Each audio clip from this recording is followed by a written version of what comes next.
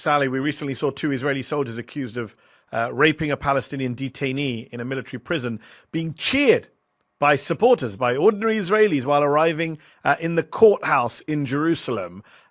Shocking images.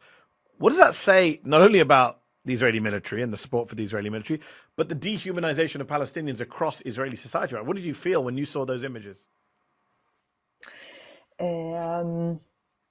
It's suffocating. The air is heavier. And I really need to paint a picture of the state of the Palestinians in Israel at the moment.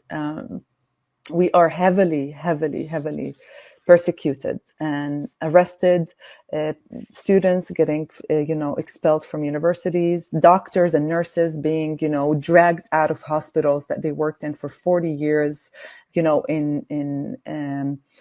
handcuffed and arrested and humiliated.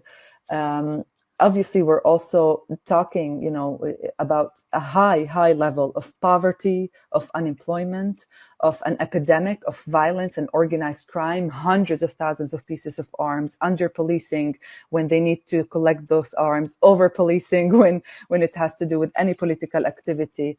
And we're talking about, 2 million people that are just walking on eggshells. So for me as an organizer, that's extremely frustrating. And for the dehumanization part, I feel an immense responsibility to represent myself as Palestinian. I am a councilwoman. I am a person who deals with marginalized communities, Jewish marginalized communities and Palestinian marginalized communities in Haifa.